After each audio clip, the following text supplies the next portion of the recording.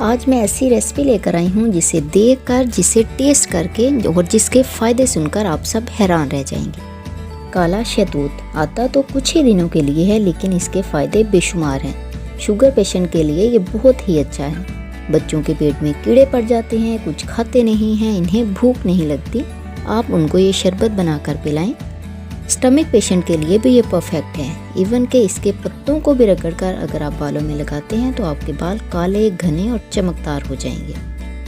यहाँ मैंने लिए हैं 1 किलो शहतूत, जिन्हें अच्छे से धोकर टोकरी में डाल दिया था ताकि इनका पानी अच्छे से ड्राई हो जाए।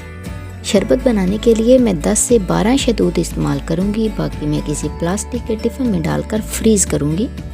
मार्च और अप्रैल बहुत ही कम टाइम के लिए ये फ्रूट मार्केट में आता है, इसलिए मैं इसे गर्मियों के लिए सेव कर लेती हूँ, क्योंकि इसके शरबत की तासीर ठंडी होती है। अब मैं एक जग में डंडियों को उतार कर शहतूत ऐड करूँगी। आप चाहें तो डंडी समेत भी डाल सकते हैं। फिर इसमें 2 गिलास पानी डालकर तकरीबन 1 मिनट तक इसे ग्राइंड करूँगी।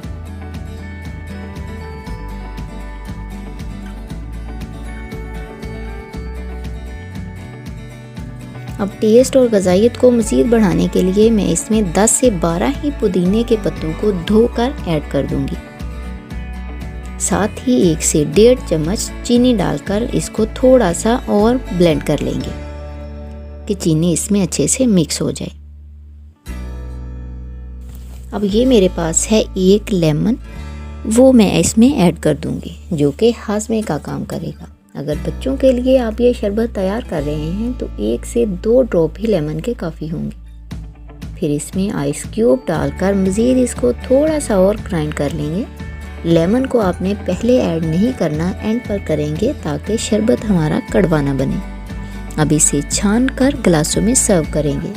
आप चाहें तो इसमें 2 चुटकी काले नमक का भी इस्तेमाल कर सकते हैं।